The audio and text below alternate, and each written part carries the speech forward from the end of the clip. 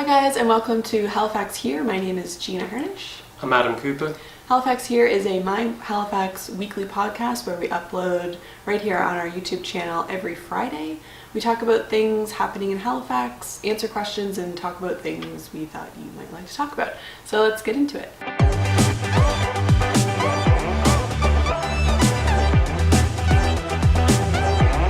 So for this week's episode, we'll be talking about Halifax and how it's been changing over the years.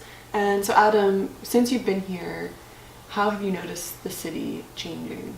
And it seems like it's constantly changing. I mean, the last probably three years, maybe, especially the last 18 months of that, and we just had a lot of development that's happened. And some of it's been quite spectacular. Like, you look at the new library, and that's an incredible building. Like, that was listed, I think it was CNN's top 10 building, most eye-popping buildings for 2016 or 17. And it's really nice to see stuff like that making it to Halifax. So it's just, we're kind of that phase when we're getting some really impressive development and a lot of changes happening, and it's kind of an exciting time. Mm-hmm. And I can remember before they built the library, they used to have the jazz festival in that parking lot. It used to be a parking lot. Wow. And the jazz festival was tiny compared to what it is now. Yeah. And I remember I actually volunteered at the jazz festival when it was there. And compared to now, I mean, it's huge now. It's down at Lower Water Street, and it's just so different from what it used to be. But that building, the library, I mean, it even has a terrace on the top level where you can go and have coffee and sit outside on the roof, which is really cool. Because when you think about libraries, you typically think of kind of older, more traditional buildings, but that one is really, really modern. Yeah, it's I think the thing where, like, we made a My Halifax about it, it's just a building that feels like it's been intelligently designed. Like, it's designed that every part of it has a purpose, and it makes you want to go in there and feel like, I want to study, I want to learn, I want to relax. Like, the part that overlooks part of Spring Garden, where you can just sit and it's just a wall of windows. And I was like, growing up, the libraries that I dealt with, like, they were dark, they were damp, they were kind of gross, and that feels like it's, when you go in there, it's like, wow, this is really impressive. Yeah, I feel like it's a photographer's dream. Yes. It's like the architecture inside, the stairwells and everything. It's really, really cool. Yeah, but you can't. The only thing with that is you cannot use any of the pictures in there for commercial use. Yeah. Like, I remember I got thrown out. Oh, yeah. I got thrown out for trying to film in there once. These things happen. Yeah. But I mean, even like if you look at the World Trade Center, like, that's an impressive building. It's massive too. When you think about that kind of development coming to Halifax, it's again, it's really impressive in the stuff that we've got happening down on the waterfront now. I mean, but those two developments are where you're hitting a bit of a crux for some people because of perhaps some of the disturbance that it's caused. Yeah, I mean, we haven't been inside the new World Trade Center yet. I'd like to. It looks pretty fascinating. Yeah, but I'd like to make My Halifax about that if you're listening. Hint. But I feel like it's affected a lot of the businesses surrounding it. Yeah, and I mean, and this is kind of like, I think a lot of the stuff that's happening, the end goal is probably going to be a benefit, but at the same time, during the stage, the construction stage, where there's been delays and things have taken longer than what they've said, and maybe the communication hasn't been as great as it should have. It's been a shame to, like, you look at Argyle, and when I came here, Argyle was busy, and it was busy because there was restaurants and bars and people were going down there. And we made videos about in the World Tea House because they were struggling, and you go down there, it's like, you can see why people wouldn't know that street was open, because it was just so much construction happening down there. And I think the only thing is, I mean, the way I see it, this is the most construction to such a large scale the city's had at one time. So I don't think people are conditioned to the idea of, oh, these places are open, I've just got to walk on a temporary sidewalk. Like, growing up in England, construction like this happened a lot, so you knew that if you wanted to go to your grocery store, you'd still go, and you'd just find a way through. But I think that's not something we're used to here, and I think the businesses have struggled, and it's a shame, because, like, Argyle's now complete. I think it's basically complete, and it's a beautiful street, and it's really nice what they've done. But it's sad we've lost businesses along the way.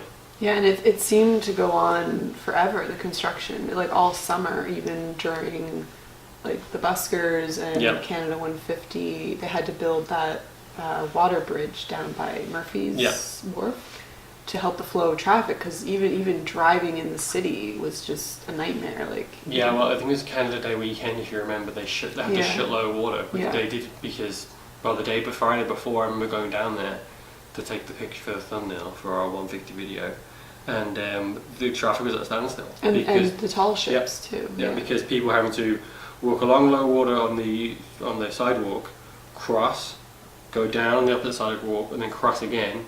So all the traffic, because that's one-way street, was just stopped, and there's more traffic coming down there. And there weren't any lights at the No. first crosswalk, so pedestrians just kept crossing the street. And didn't they have to bring in a The crossing garden, yeah. Yeah.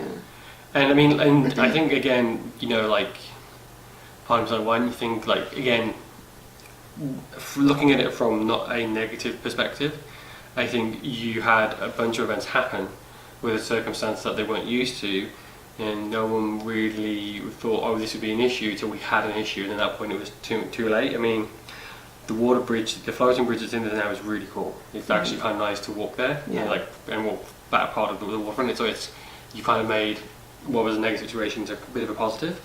And I think for those who are not used to Halifax, we have a long waterfront, and part of it's now in the development, and that actually is the part where a lot of the food vendors used to go, or used to be. So, you know, a lot of us are like, well, that's where on the summer we walk the boardwalk and we go and get beaver tails, or we get poutine, or we're going to do stuff like that. So when they took out that section of boardwalk to do this development they're doing down there, you know, a lot of us are like, what are we supposed to do? Yeah.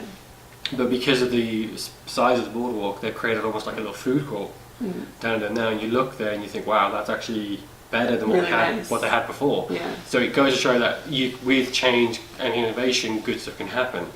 But I think unfortunately with the case like on Argyle, because you can't move a physical store, like you can move a food truck effectively.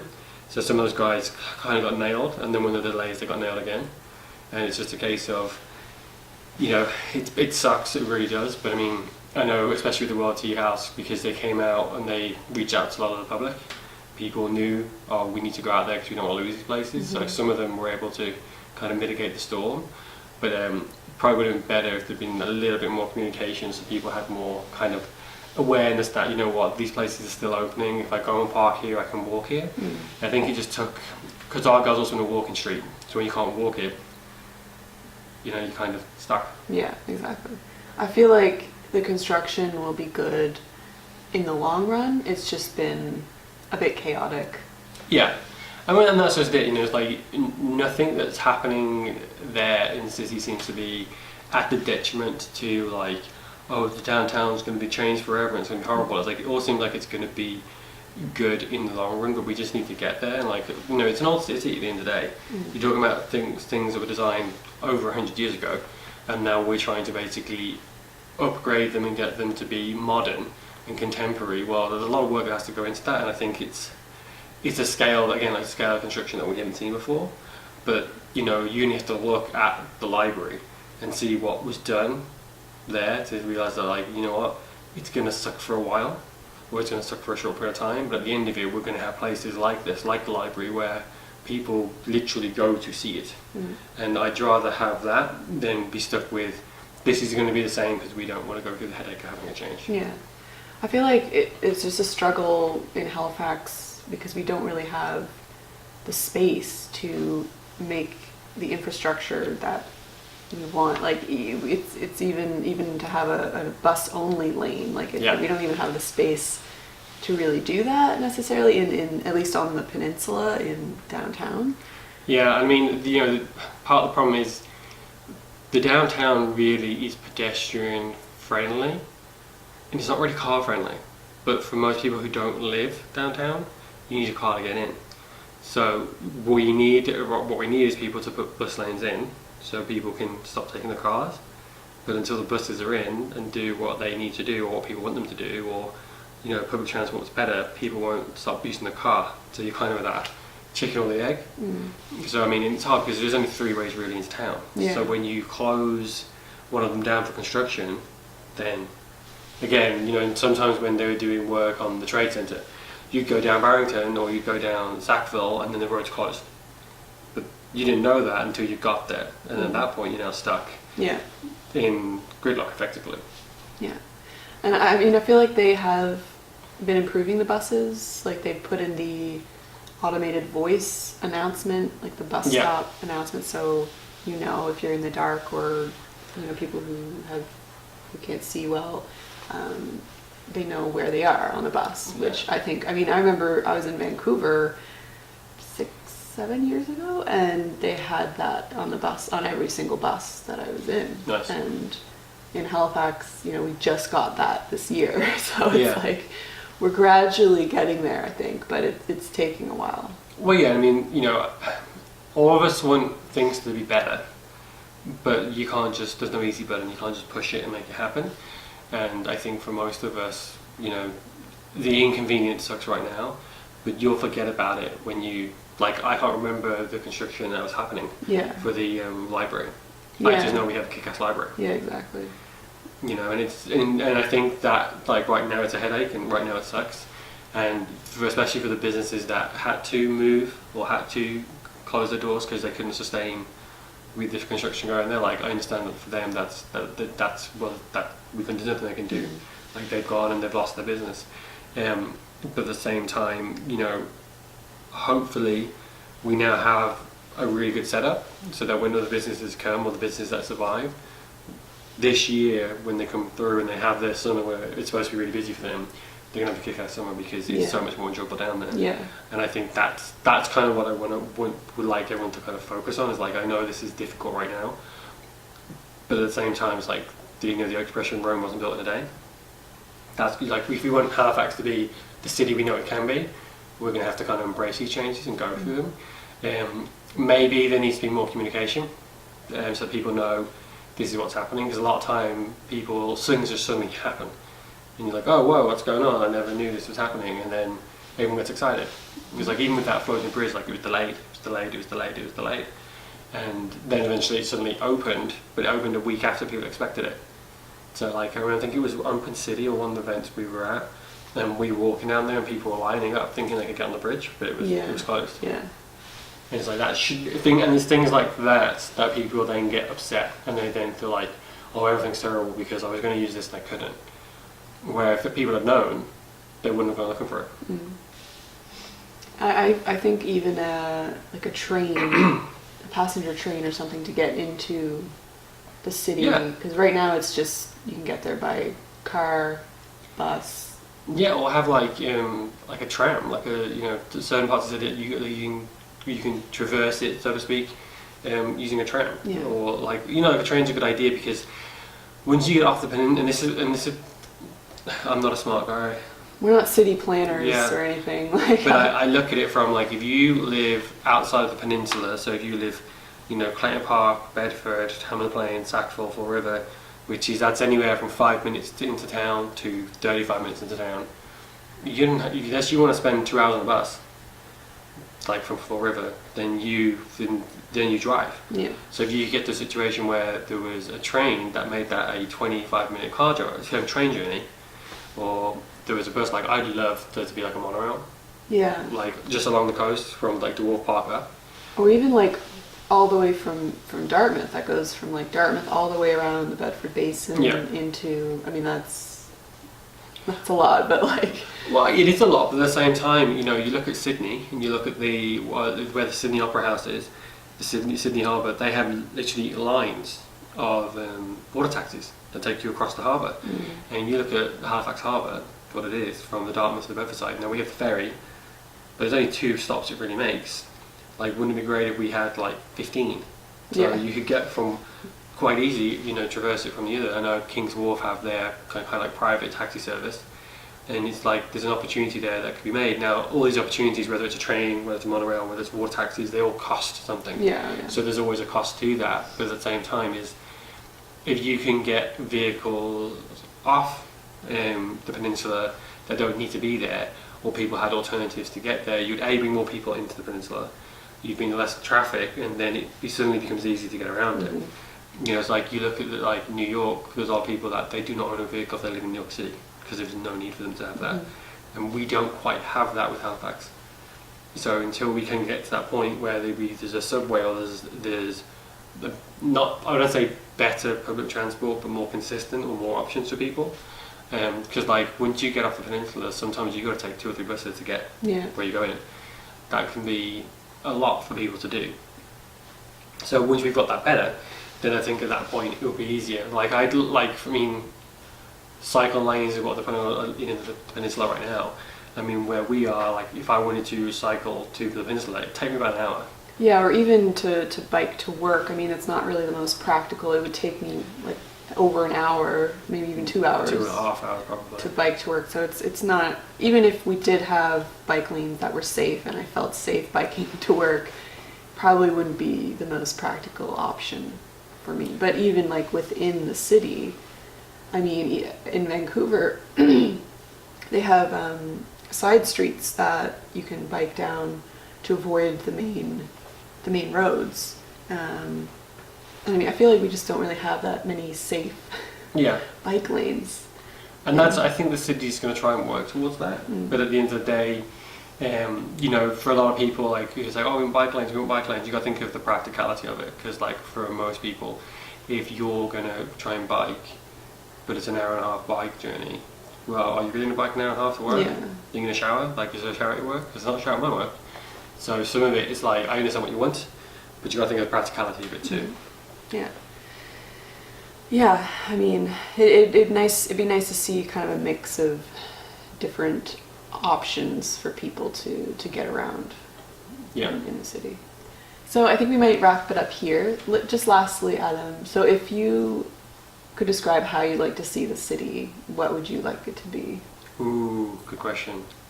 I think for me, I mean, I understand that there's people that have grown up in Halifax their entire life, and maybe they've had their kids grow up there, and Halifax has always been a certain something. And as being English, I've seen, you know, buildings that have been there for kings have been there, whatever, you know, the old establishment. But at the same time, it's like change has to kind of happen in order for things to continue to develop. And we seem to be in this constant battle in Halifax between protecting what is old and historic and trying to build what is new. And at some point, those have got to go hand in hand, because even if some of like the Londons and New Yorks, you know, the big major cities, they too have that issue. But at the same time, you can't just have nothing happen because you can't decide we want this or we want that. And so I'd like to see more cohesion between protecting what is historic because it's valuable and not just because it's old, and also developing new things so that, you know, we need a city that works for us. And that's the issue that we have in Halifax, is that we have a city that has been the same way for so long, and now we're trying to make changes to it. We're finding that it's more and more challenging, and the only way you can do that is to put things in the city that meet the demands of the people, versus trying to just put something in there for the sake of putting it in there. So I'd like to be in a situation where we had a city where if people wanted to travel by bike, they could do that. If people wanted to rely on public transport, they could do that. If people still wanted to drive their car, they could do that, and there wasn't this constant battle between trying to make all those things happen. And I think we also need to be kind of more tolerant, that the idea is that basically these changes that are happening kind of need to happen, and it's going to be difficult and challenging for a short period of time, but the payoff towards the end is going to be so much better, because like, you know, you're going to end up with these world-class facilities. You're going to end up with like the library, like the World Trade Center, and it's things like that bring business to the city, that bring people want to live here, people want to be a part of the community. It's things like that make it change. No one's saying that you should tear down the Citadel, make that into a hotel, but you know, you can still respect what the Citadel represents and still have developments happen without having to sacrifice so much of history. And I think sometimes people are very black and white about that. But you, like I say, you look at places like Italy and Rome and the Vatican, you know, those places remained unspoilt, but development still happens around them. And I think we just got to find a better balance in that. And balance would probably be the best way I could describe it, because there's a lot of good things that can happen in our city, and there's a lot of great things happening in our city. We just need to kind of basically be more cohesive and just basically make it as an easy an easy journey through to kind of the the next stage of what the scene needs to be. I hope that answers your question. Very well said. Thank you. I kind of rambled on a bit. So thank you guys for listening to this week's episode. Next week we are going to be talking about kind of a recap of the videos that we've made in January, Yep. right? So tune in next week for that. Don't forget to follow us on all of our social media. You can find us on Twitter, Instagram, and Facebook, and of course right here on our YouTube channel. Thanks again for listening and have a great weekend. Bye. See you guys.